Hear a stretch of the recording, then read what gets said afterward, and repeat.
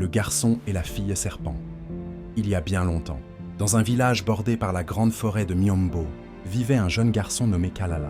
Il était connu pour sa beauté, sa force et sa gentillesse. Orphelin depuis l'enfance, il vivait chez sa vieille tante et gagnait sa vie en chassant et en ramassant des plantes médicinales dans la forêt. Un jour, alors qu'il s'était enfoncé plus loin que d'habitude dans la forêt, Kalala aperçut une jeune femme d'une beauté envoûtante, assise près d'une source sacrée. Ses yeux brillaient comme deux pierres de lune, et ses cheveux noirs tombaient comme une cascade sur ses épaules. Elle s'appelait Nayoka. Elle lui dit « Je suis seule, mes parents sont morts. Je vis dans la forêt, mais je suis fatiguée de la solitude. » Touché par ces paroles, Kalala l'invita au village. Nayoka accepta, mais posa une seule condition. « Ne me pose jamais de questions sur mes origines, et surtout, ne cherche jamais à me suivre quand je pars seule. » Kalala accepta, aveuglé par l'amour. Ils se marièrent, et la vie semblait bénie. Nayoka était douce, travailleuse, et sa connaissance des plantes étonnait même les anciens guérisseurs. Mais elle disparaissait parfois la nuit, sans prévenir. Une nuit, alors qu'elle croyait Kalala endormi, Nayoka sortit de la case. Pris d'un mauvais pressentiment, Kalala décida de la suivre en silence. Elle se dirigea vers la source sacrée.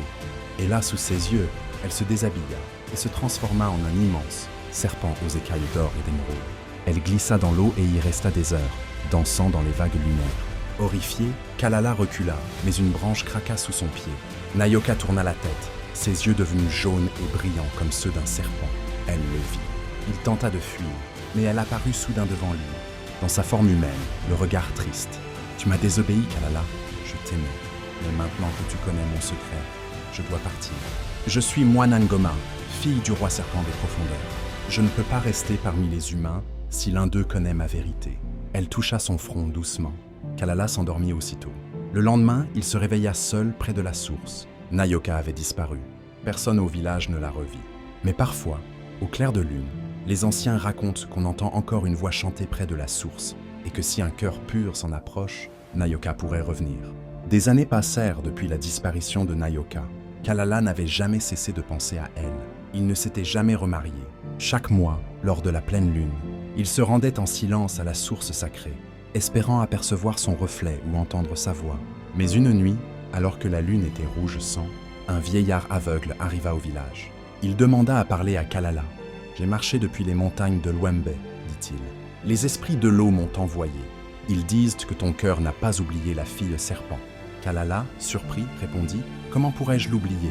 Même si elle m'a quitté, je sens qu'elle veille encore sur moi. » Le vieillard hocha la tête. « Tu as brisé un interdit sacré, mais ton amour est sincère. Les esprits sont prêts à te donner une seconde chance. Mais attention, ce chemin te changera à jamais. » Cette nuit-là, guidé par le vieil homme, Kalala retourna à la source. Il dut plonger au fond de l'eau, là où nul humain n'était jamais allé. Sous l'eau, il entra dans un royaume fait de lumière bleue et de coraux vivants, le royaume des profondeurs, gouverné par le roi serpent, Mwanangoma, père de Nayoka. Le roi serpent était immense, ses yeux plus anciens que le monde. « Humain, gronda-t-il, tu as violé le pacte, mais tu as aussi aimé ma fille, sans condition. Si tu veux la revoir, tu devras prouver que ton amour est plus fort que ta peur. » Alors commencèrent les épreuves des trois vérités. La vérité du cœur. Kalala fut confronté à une illusion où Nayoka le rejetait, le maudissait. Il dut résister à la douleur de l'abandon et ne pas répondre par la colère. La vérité du sang. Il dut affronter une créature faite de ses propres peurs et regrets. Il comprit qu'il s'en voulait d'avoir brisé la promesse plus qu'à elle-même. La vérité du silence. Enfin, il dut attendre seul dans une caverne d'eau, sans lumière, sans son, sans rêve, pendant ce qui sembla une année entière. Là, il comprit que l'amour véritable est aussi patience et foi. Quand il ressortit, le roi serpent l'attendait avec Nayoka à ses côtés, mi-femme, mi-serpent, plus belle que jamais. « Tu es digne, dit le roi, mais Nayoka ne peut plus vivre parmi les humains. Toi, Kalala, dois choisir, redevenir un homme et l'oublier pour toujours, ou devenir un gardien des eaux, mi-homme, mi-esprit, et vivre à ses côtés dans l'invisible. » Kalala regarda Nayoka. Elle pleurait en silence. Il s'avança et sans un mot, plongea la main dans l'eau sacrée. Son corps changea, sa peau devint brillante. Ses yeux prirent à la couleur de l'eau. Depuis ce jour, on raconte qu'un couple veille sur les rivières sacrées, unis pour l'éternité. Ceux qui respectent la forêt et les eaux sont protégés, mais ceux qui pêchent ou polluent les sources disparaissent sans laisser de traces. Et parfois, quand le vent souffle fort sur la source de Myombo, on entend deux voix chanter ensemble. Celle d'un homme et d'une femme serpent. Souhaites-tu une troisième partie ou une adaptation en script pour vidéo narration?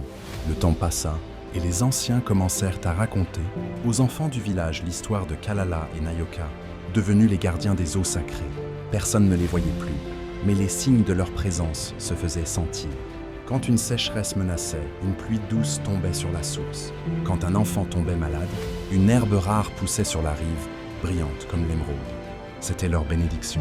Mais un jour, un homme venu d'un autre royaume arriva. Il s'appelait Mbamba, un chasseur de trésors. Il avait entendu parler d'un royaume caché sous les eaux et des scales sacrées, des écailles magiques qui donnaient richesse et longévité. Ce ne sont que des contes de villageois ignorants, dit-il. Moi, je trouverai ces créatures et je prendrai leur pouvoir. Malgré les avertissements des anciens, Mbamba se rendit à la source avec ses hommes. Ils versèrent du poison dans l'eau pour forcer les gardiens à sortir. Ce fut une erreur.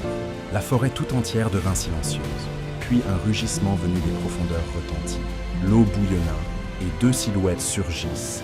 Kalala et Nayoka, magnifiques et terrifiants, fusion d'hommes et de serpents, les yeux brûlants de colère divine. Nayoka parla d'une voix qui résonnait comme un tambour dans le ventre du monde. Vous avez profané le pacte. Vous avez touché à ce qui est sacré. Kalala leva la main. Un cercle d'eau entoura les intrus. Un à un, les hommes de Mbamba furent changés en pierre ou avalés par les racines de la forêt. Mbamba, seul survivant, s'enfuit. Mais depuis ce jour, il ne pouvait plus boire d'eau. Chaque goutte lui brûlait la gorge comme du feu. Il erra de village en village, maudit, répétant l'histoire qu'il avait vécue. Mais personne ne le crut. Depuis ce jour, le royaume des profondeurs ferma ses portes aux humains. Plus aucun homme n'a vu Kalala ni Nayoka. Mais les esprits murmurent que leur enfant naîtra un jour. Un être mi-humain, mi-esprit, qui viendra rétablir l'équilibre entre le monde des hommes et celui des invisibles.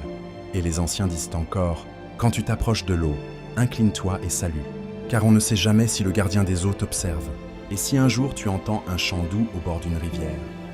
Écoute bien, car c'est peut-être leur enfant qui t'appelle.